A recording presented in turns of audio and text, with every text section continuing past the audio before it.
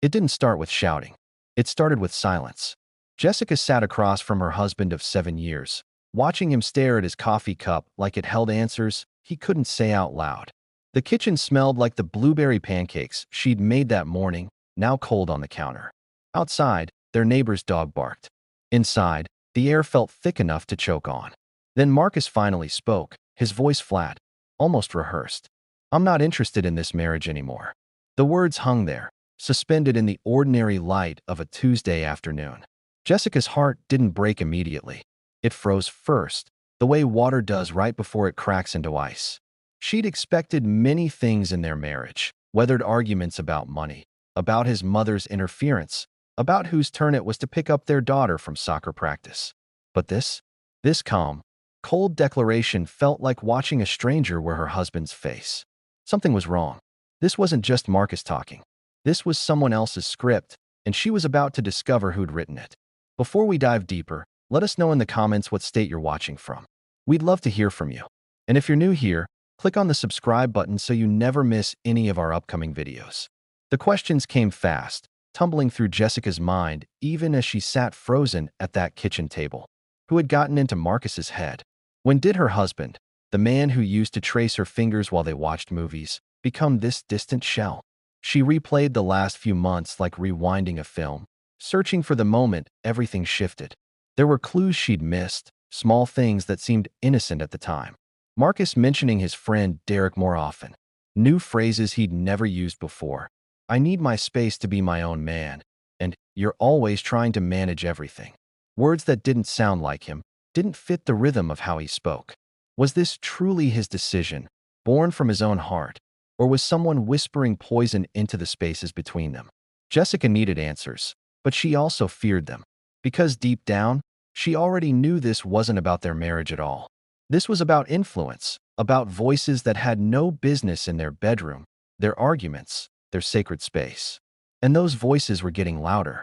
7 years earlier, Jessica and Marcus had met at a community barbecue in Atlanta.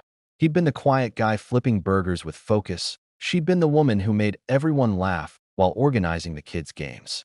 Their first conversation lasted 3 hours, sitting on plastic chairs long after everyone else had gone home, talking about everything from their childhood dreams to their fears about getting older without purpose. Marcus worked in IT support, steady and reliable. Jessica managed a small bookstore, the kind with creaky floors and a cat that slept in the mystery section. Their love wasn't fireworks. It was the steady burn of a candle that never went out. They got married in a small church ceremony. Her mother cried. His father gave a speech about partnership that made everyone nod in recognition. The early years were beautiful in their simplicity. Friday night movies with popcorn they'd argue about, salty versus buttery. Sunday mornings at church, then brunch at the diner where Marcus always ordered the same omelet. When their daughter Emma was born, Jessica watched Marcus cry while holding her tiny hand, and she knew she'd married someone good. But marriage isn't just the highlight reel. There were hard months when money got tight, when Marcus's hours got cut, and Jessica worked double shifts to keep the lights on. There were arguments about his mother calling too often, offering unsolicited advice about how Jessica should cook or clean or raise Emma. There were nights when exhaustion made them strangers, passing each other in the hallway without really seeing. But they'd always talked it through, always found their way back. That's what made this moment so terrifying. Because Marcus had stopped talking to her and started listening to everyone else. It took 3 days before Jessica finally asked the question she'd been avoiding. They were in the bedroom, Marcus packing a bag to stay at his friend Derek's place, and she stood in the doorway, watching him fold shirts with mechanical precision. "Why now?" she asked, her voice steadier than she felt. "After everything we've built, why are you walking away now?" Marcus didn't look at her. He stared at the open drawer, his hand still. Then he said it, the sentence that would crack their world completely open. "Derek and the guys helped me see that you've been controlling me, that I've lost myself trying to keep you happy." The accusation landed like a slap. Controlling? Jessica thought about the bills she paid, the appointments she scheduled, the invisible labor of keeping their household running while Marcus focused on his career. She thought about the compromise, the sacrifice, the million small decisions she made every day to hold their family together. And now that was control? "Marcus, that's not control. That's partnership," she said, trying to keep her voice calm even though anger was rising in her chest. What exactly did Derek tell you? Marcus finally looked at her, and his eyes were different, harder. He said a real man doesn't ask permission to hang out with his friends. That you've been guilt-tripping me every time I want to do something without you. That you use Emma to keep me locked down. Jessica felt the air leave her lungs. None of that was true, but she could see Marcus believed it. Derek's voice had become louder than her own. Over the next 2 weeks, the conflict escalated. Marcus started coming home later, his phone always face down on the counter. When Jessica asked about his day, he'd give one-word answers, his attention somewhere else. She tried to initiate conversations about counseling, about working through whatever was happening, but Marcus shut down every attempt.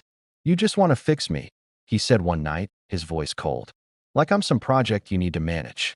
The friends Marcus mentioned, Derek, his cousin Troy, and a guy named Brendan from his gym, became constant presences in their arguments, invisible but powerful. Every disagreement referenced something one of them had said. Every complaint sounded rehearsed, like Marcus was reciting lines from conversations Jessica wasn't part of. She felt herself becoming the villain in a story she hadn't written. And the worst part? She started doubting herself. Maybe she was too controlling. Maybe she did guilt trip him. Maybe their marriage was suffocating him and she'd been too blind to see it. But then something happened that changed everything. If this story feels uncomfortably familiar, if you've ever watched someone you love become a stranger because of outside voices, comment, "I'm still watching." Because what happens next will show you exactly how dangerous those voices can become. The weeks that followed were the longest of Jessica's life. She existed in a strange limbo, technically still married, but feeling more alone than she'd ever been. Marcus moved into Derek's spare room, coming by the house only to see Emma, and even those visits felt strained and performative. Emma, only 6 years old, didn't understand why Daddy wasn't coming home. She'd ask questions at bedtime, her small voice breaking Jessica's heart. "Did I do something bad? Is Daddy mad at me?" And Jessica would hold her daughter, smoothing her hair, whispering reassurances she didn't believe herself. Jessica's friends tried to help, but their advice conflicted and often made things worse. Her best friend Maya told her to fight for her marriage, to show Marcus what he was losing. Her sister told her to let him go, that any man who'd walk away so easily wasn't worth the effort. Her mother, traditional and religious, urged counseling and prayer, insisting that divorce was failure. The pressure came from every direction, each voice adding weight to the already crushing burden Jessica carried. Sleep became impossible. Jessica would lie awake at 3 in the morning, replaying conversations, analyzing every moment of their marriage for signs she'd missed. She'd scroll through old photos on her phone, looking at Marcus's smile and pictures from their honeymoon, from Emma's birth, from last Christmas when everything still seemed okay. When had that man disappeared? When had the replacement arrived? Work became her only escape, but even there, concentration failed her. She'd find herself staring at the same page of inventory for 20 minutes, her mind somewhere else entirely. Customers would ask her questions, and she'd have to ask them to repeat themselves, the brain fog of grief making everything feel distant and unreal. The financial strain added another layer of stress. Marcus had stopped contributing to the household expenses, claiming he needed to save for his own place. Jessica picked up extra shifts, pawned her grandmother's ring, skipped meals to make sure Emma had everything she needed. Pride kept her from asking for help, shame kept her isolated. She stopped going to church, unable to face the questions and the pity. Stopped attending the book club she'd loved, unable to pretend everything was fine. Her world shrank to just her and Emma, two people trying to stay afloat while the current pulled them under. The worst moments came when Jessica caught herself hoping Marcus would wake up, realize what he'd thrown away, come home, and make everything right. Those hopes felt pathetic even as she clung to them, and the disappointment when he didn't call, didn't text, didn't show any sign of missing them, carved deeper wounds each time. She tried reaching out to Marcus, sending carefully worded messages that walked the line between connection and desperation. "Emma misses you. I miss you. Can we talk?" His responses were cold, brief, sometimes didn't come at all. And when they did, they always included references to his friend's advice, to the clarity he was gaining, to the toxic patterns he was finally seeing. Jessica knew she was losing him. knew that every day that passed, Derek's influence grew stronger while her voice grew fainter. But she didn't know how to fight an enemy she couldn't see, couldn't confront, couldn't reason with. How do you compete with friends who tell a man everything he wants to hear, who validate his worst impulses and frame his wife as the villain? The answer, she was about to discover, was that you don't. You wait for the truth to reveal itself, and you pray you're still standing when it does. The truth came on a Saturday afternoon, in the most unexpected way. Jessica had taken Emma to the park, needing to get out of the house that felt too empty and too full of memories at the same time. While Emma played on the swings, Jessica sat on a bench, scrolling mindlessly through her phone. That's when she saw it. A public post on Derek's social media, not hidden or private, just there for anyone to see. It was a photo from the night before, Derek and Marcus and the other guys at a bar, drinks raised, big smiles. But it was the caption that made Jessica's blood run cold. When your boy finally listens and ditches the old ball and chain. Told him she wasn't worth the headache. Brotherhood over everything. Jessica stared at the screen, reading the words again and again. The comments underneath were worse. Troy had written, "Man's finally free, about time." Brendan had added, "She was holding you back, bro. Onward and upward." And Marcus had liked the post. Had liked the comment calling her a ball and chain, calling their marriage a headache. Jessica's hands shook. This wasn't about her being controlling. This wasn't about Marcus needing space or finding himself.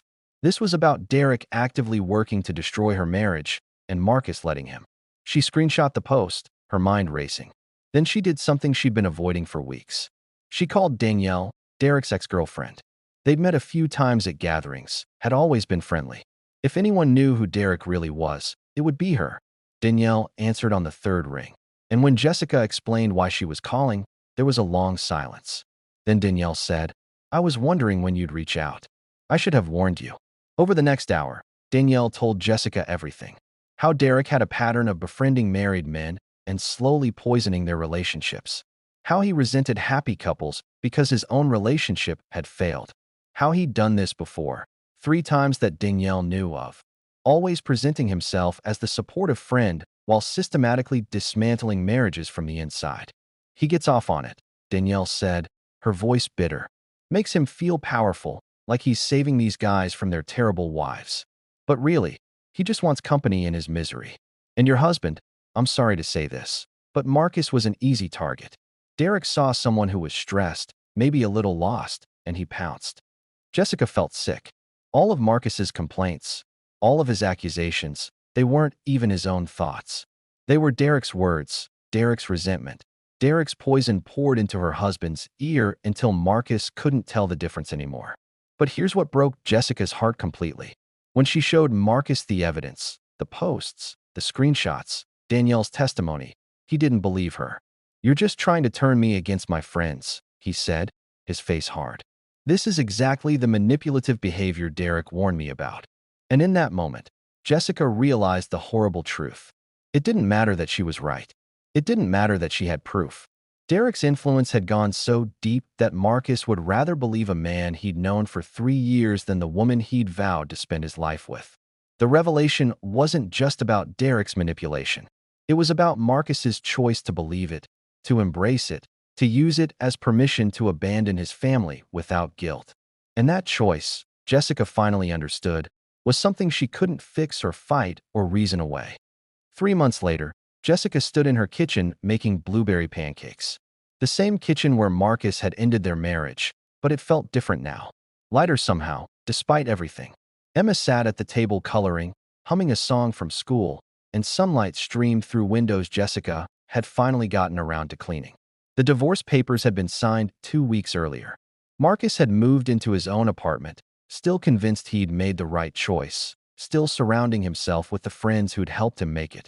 Jessica had heard through mutual acquaintances that his relationship with Derek was already showing cracks, that the excitement of freedom was wearing thin, that he'd started to realize what he'd lost. But that wasn't her problem anymore. Jessica had learned something crucial in those painful months.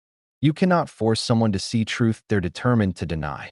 You cannot save someone who doesn't believe they need saving. And you cannot compete with voices that tell people exactly what they want to hear, even when those voices are leading them off a cliff. She'd also learned about boundaries, real ones, not the distorted version Derek had sold Marcus. Boundaries weren't about control or manipulation. They were about protecting the sacred spaces of marriage from outside interference.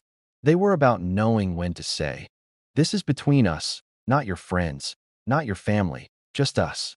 Marcus had let those boundaries dissolve, had invited an audience into their private struggles, and once he did that, the marriage never stood a chance. Jessica had started therapy, working through the grief and the anger and the complicated feelings of loving someone who'd hurt her so deeply. She'd reconnected with her friends, rebuilt the support system she'd isolated herself from. She'd even gone back to church, finding comfort in the community she'd abandoned out of shame. Emma was adjusting better than Jessica had feared. Children were resilient in ways adults forgot to be. She still asked about Daddy, still missed him, but she was happy, secure in her mother's love and in the new rhythm of their life. And Jessica? She was discovering who she was outside of being Marcus's wife, outside of the role she'd played for 7 years.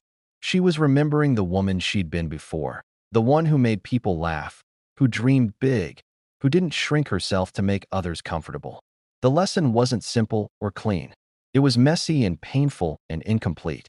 But it was this: in any relationship, the people inside it should always have the loudest voices. The moment you allow outsiders, even well-meaning ones, to have more influence than your partner, you've already lost what you're trying to protect. Trust, once poisoned by external voices, is almost impossible to purify. And sometimes, the most loving thing you can do is let go of someone who's chosen to walk away, and trust that you'll be okay without them. Jessica was more than okay. She was rebuilding, rediscovering, becoming. And that, she'd learned, was its own kind of victory. Who should really have a voice in a marriage? When friends or family start offering advice about your relationship, where should the line be drawn? What would you have done in Jessica's place? Would you have fought longer, or would you have recognized the battle was already lost? These aren't easy questions, and there aren't perfect answers. But they're worth thinking about, because relationships live or die on boundaries we either protect or allow to be crossed.